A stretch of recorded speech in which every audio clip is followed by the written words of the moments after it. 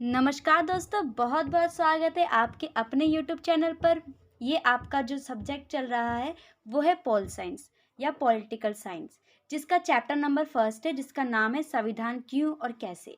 ये आपका पहला यूनिट है और पहले यूनिट के जो फर्स्ट पार्ट में दिया गया है संविधान क्यों और कैसे में, इसमें आप ओवरऑल संविधान के बारे में पढ़ेंगे। संविधान क्यों और कैसे के अंतर्गत में सबसे पहले हम संविधान के बारे में पढ़ेंगे। आखिरकार संविधान का अर्थ क्या होता है, जिसके अर्थ के माध्यम से हम एक बेहतर संविधान की व्याख्या कर सकते हैं। तो संविधान की जो इसमें जो परिभाषा दी गई है, पहले आपको संविधान के इंट्रोडक्शन को लिखना पड़ेगा कि आखिरकार संविधान के हम इंट्रोडक्शन किस प्रकार से देंगे। हर देश को बुनियादी नियमों की आवश्यकता होती है और इन नियम कानूनों की जानकारी सभी नागरिकों को होनी चाहिए और नागरिकों तक पहुंचाना भी ज़रूरी होता है, क्योंकि बिना नियमों के जो देश होता है वो चल नहीं पाता है। क्योंकि कानूनी रूप से जो देश चलता है या कानूनी रूप के या कानून के अनुसार जो जिस देश का संचालन होता है वो समृद्धि और विकास के स्तर पर बढ़ता है। और जिस देश का कोई भी कानून नियम संबंधित कुछ नहीं होता है वो आगे चलकर अविकसित देश की श्रेणी में आ जाता है। तो इसी प्रकार से संविधान उन नियमों और सिद्धांतों के समूह को कहते हैं जिनके अनुसार किसी देश का शासन चलाया जाता हो या चलाया जाता है। संविधान की आवश्यकता और महत्व मोस्ट इम्पॉर्टेंट टॉपिक है कि आखिरकार संविधान की आवश्यकता हमें क्यों होती है या इसके महत्व क्या क्या हैं। संविधान समाज को बुनियादी नियमों का समूह उपलब्ध कराता है। मेन नियमों का लेखा जोखा तैयार करता है। संविधान सरकार के विभिन्न अंगों के आपसी संबंधों का व्याख्या करता है। संविधान नागरिकों के मौलिक अधिकार और मौलिक कर्तव्यों का भी वर्णन करता है। और सबसे बड़ी बात यह है कि सरकार द्वारा सत्ता के दुरुपयोग को भी रोकता है। कोई गलत व्यक्ति किसी सत्ता में आ जाता है तो सरकार बन जाती है, उसके बाद यदि वो अपने सत्ता का दुरुपयोग करता है तो इस चीज़ को लेकर संविधान में रोका जाता है या संविधान में संशोधन भी किया जाता है। इसमें आप ओवरऑल संविधान के बारे में पढ़ेंगे, संविधान के कैसे निर्माण हुआ, कब लागू किया गया, ओवरऑल संविधान के इर्द गिर्द के सारे टॉपिक्स को क्लियर करेंगे। भारत के संविधान का निर्माण एक संविधान सभा द्वारा किया गया था। संविधान सभा में संविधान बनाने से लेकर संविधान के सारे कार्यों का सब कुछ वहाँ पर किया जाता है और वहाँ पर संविधान की बैठक की जाती है, संविधान सभा की बैठक की जाती है। उनकी अध्यक्षता भी कोई और करता है। जैसे कि 9 दिसंबर 1946 को जो पहली बैठक हुई थी संविधान सभा में, उसके अध्यक्ष अस्थायी थे जिनका नाम था डॉक्टर सच्चिदानंद सिन्हा। फिर उसके बाद जो बैठक हुई थी वो 11 दिसंबर को हुई थी। उसके स्थायी अध्यक्ष जो चुने गए थे वो थे डॉक्टर राजेंद्र प्रसाद। इस प्रकार से उनके अध्यक्ष भी चुने जाते हैं। संविधान सभा द्वारा किया गया 9 दिसंबर 1946 को संविधान सभा बुलाई गई। डॉक्टर सच्चिदानंद सिन्हा इसके अस्थायी अध्यक्ष थे। 11 दिसंबर को डॉक्टर राजेंद्र प्रसाद को स्थायी अध्यक्ष के रूप में चुन लिया गया था। इस संविधान सभा ने 2 साल 11 महीने 18 दिन में संविधान बना दिया था। ये इसका टाइम पीरियड है। इस तरह 26 नवंबर 1949 को हमारा देश का संविधान तैयार हो गया था, किंतु इसे 2 महीने के बाद 26 जनवरी 1950 को लागू किया गया। अब 26 जनवरी को ही क्यों लागू किया गया, ये अगले टॉपिक में इसके बारे में पता चल जाएगा। संविधान सभा की रचना और स्वरूप। संविधान सभा जनता के प्रतिनिधियों की वह सभा जहाँ पर संविधान के निर्माण के लिए अनेक कार्य किए जाते हैं या संविधान निर्माण का कार्य किया जाता है, उसे संविधान सभा कहते हैं। संविधान सभा में सिर्फ यही कार्य नहीं होता, इसके अलावा भी बहुत सारे कार्य होते हैं। 1947 से पहले संविधान सभा में कुल 389 सदस्य थे। उसी में से 296 ब्रिटिश इंडिया के थे और 93 भारतीय सदस्य थे। फिर उसके बाद 1947 के बाद जो उनकी संख्या घटकर 324 हो गई थी, उसमें टोटल ब्रिटिश की संख्या थी 235 और भारतीय रियासतें थी 89। ऐसे ही कुल संख्या 389 से 324 घटते चली गई और सबकी जनसंख्या में भी कटौती आती चली गई। संविधान से संबंधित विभिन्न विषयों पर कानून बनाने के लिए 15 समितियों का गठन किया गया था। संविधान से संबंधित अनेक कानून बनाए गए थे, उसी को बनाने के लिए 15 समितियों का गठन किया गया था।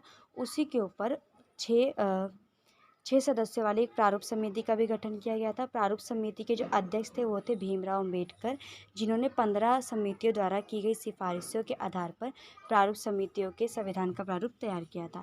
ये 4 नवंबर 1948 को इसे जनता के विचार पर छोड़ दिया गया था।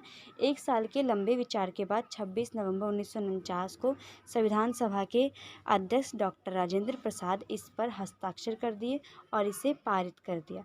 फिर उसके बाद 26 जनवरी 1950 को इसे लागू कर दिया गया था। संविधान बनाने में लगभग 64 लाख का कुल खर्चा आया था और कुछ इसमें लगभग भी आता है। भारतीय संविधान 26 जनवरी 1950 को ही क्यों लागू किया गया था? सबसे इम्पोर्टेंट क्वेश्चन है कि आखिरकार ऐसी कौन सी वजह थी कि 26 जनवरी को ही लागू किया गया। भारत का संविधान 26 नवंबर 1949 को तैयार हो गया था, ठीक है, ये अंगीकृत हो गया था। अगर आपसे पूछा जाए कि भारत का संविधान कब अंगीकृत किया गया था तो 26 नवंबर 1949 को, और लागू ठीक 2 महीने बाद 26 जनवरी 1950 को कर दिया गया था, क्योंकि 1929 के लाहौर अधिवेशन में कांग्रेस ने पूर्ण स्वतंत्रता की मांग की और एक प्रस्ताव पारित किया था, जिससे 26 जनवरी 1930 को स्वतंत्रता दिवस के रूप में मनाया गया। इसके बाद हर साल 26 जनवरी को इसी रूप में मनाया जाने लगा। अतः इसी दिन को यादगार करने के लिए हमारे देश में 26 जनवरी को हर साल गणतंत्र दिवस के रूप में झंडा फहराया जाता है और देश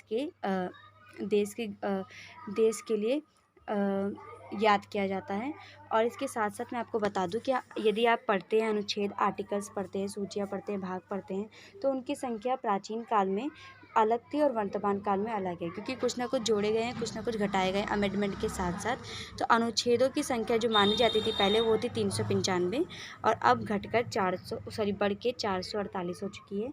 भाग आपके 22 थे, अब 25 हो गए हैं। सूचियाँ 12 थी और 12 ही हो गई हैं। भारतीय संविधान एक उधार का थैला है। मोस्ट इम्पॉर्टेंट क्वेश्चन ज़्यादातर यही पूछा जाता है कि ऐसे क्या कारण हैं या ऐसी कौन सी चीज़ें ली गई है विदेशों से, अलग अलग कंट्रियों से, कि भारत को एक उधार का थैला कहा जाता है या भारत के संविधान को एक उधार का थैला से संबोधित किया जाता है। भारतीय संविधान एक उधार का थैला है क्योंकि 75% जो चीज़ें हैं वो अलग अलग कंट्रीज से ली गई हैं, वहीं से कॉपी किया गया है, ताकि हमारा जो संविधान हो वो एक बेहतर और एक समाज कल्याणकारी के लिए बनाया जा सके। भारतीय संविधान निर्माताओं ने विश्व के संविधान का निरीक्षण किया, समझा, परखा और उनमें से कुछ मुख्य प्रावधानों को भारतीय संविधान में शामिल कर दिया, जिनमें से मैं कुछ बता रही हूँ आपको, थोड़े बहुत चीज़ें बताऊंगी। ऐसा नहीं कि सिर्फ इतनी चीज़ें लेके गई है, और भी इनसे ज़्यादा लिया गया है। जैसे कि संसदीय प्रणाली जो हमें ब्रिटेन से मिली है, संघात्मक व्यवस्था हमने कनाडा से लिया है, स्वतंत्रता, समानता और बंधुत्व का सिद्धांत फ्रांस से लिया गया है, राजनीति के निर्देशक तत्व आयरलैंड से लिए गए हैं, मौलिक अधिकार न्यायपालिका की स्वतंत्रता अमेरिका से लिया गया है। संविधान सभा में उद्देश्य प्रस्ताव। पंडित जवाहरलाल नेहरू ने संविधान सभा में 13 दिसंबर 1946 को एक प्रस्ताव पेश किया था, जिसे उद्देश्य प्रस्ताव के नाम से जाना जाता है। ये प्रस्ताव संविधान सभा के उद्देश्य को परिभाषित करता है, इसे प्रस्तावना भी कहते हैं। संविधान में प्रस्तावना की आवश्यकता इसलिए होती है ताकि संविधान के लक्ष्य, उद्देश्य और सिद्धांतों को संक्षिप्त रूप में वर्णन किया जा सके। संविधान की शुरुआत प्रस्तावना से करना एक परंपरा बन गई है, इसलिए भारतीय संविधान निर्माताओं ने संविधान का आरंभ प्रस्तावना से ही किया था। इसी प्रकार से हमारे देश में उद्देश्य प्रस्तावना का प्रचलन अभी तक जारी है। भारतीय संविधान की विशेषताएं मोस्ट इम्पॉर्टेंट टॉपिक है आपका। इस चैप्टर में आपको सबसे ज़्यादा इम्पॉर्टेंट टॉपिक देखने को मिला है। आप अगर ये पढ़ लेंगे तो आपको बुक की ज़रूरत बिल्कुल भी नहीं है। भारत का संविधान एकात्मक और संघात्मक दोनों है। यहाँ पर एक शासन भी पाई जाती है और दो शासन भी पाई जाती है। यहाँ पर संघात्मक व्यवस्था भी है और एकात्मक व्यवस्था भी है। भारत के संविधान में नागरिकों को मौलिक अधिकार और स्वतंत्रताएँ प्रदान की गई है। मौलिक अधिकार में बहुत सारे आपको अधिकार भी मिले हैं जो जन्मसिद्ध अधिकार होते हैं। भारत एक संघात्मक राज्य है, लेकिन यहाँ एकहरी नागरिकता पाई जाती है। यहाँ पर एक ही शासन करता है जो कि केंद्र में शासन करता है। भारत का संविधान कठोर और लचीला संविधानों का मिश्रण है। यहाँ पर अमेंडमेंट जो होता है बहुत जल्दी भी हो जाता है और कहीं कहीं अमेंडमेंट बहुत कोशिश करने के बावजूद भी नहीं हो पाता है। भारतीय संविधान को इसी के टॉपिक में से निकला है ये आपका पाठ। भारतीय संविधान कठोर और लचीला संविधान है, का मिश्रण है। ऐसा क्यों?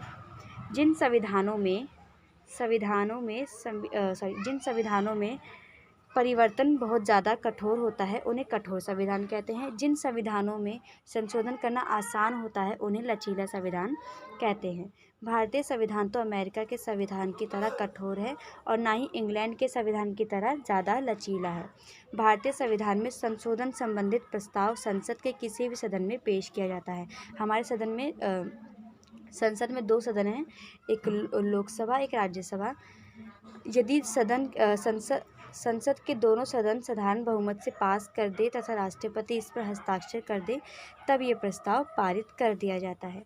संविधान की कुछ धाराओं में परिवर्तन करने के लिए विशेष आवश्यकता पड़ती है, जिसमें दोनों सदनों के 2/3 बहुमत के साथ साथ 1/2 राज्यों की भी सम्मति की आवश्यकता होती है। इस प्रकार भारतीय संविधान कठोर और लचीला संविधान का मिश्रण पाया जाता है। यहाँ पे आपका चैप्टर कंप्लीट होता है। इसके कार्टून्स इस बुक्स के ख़त्म होने के बाद मैं आपको इनके कार्टून्स को भी समझा दूँगी।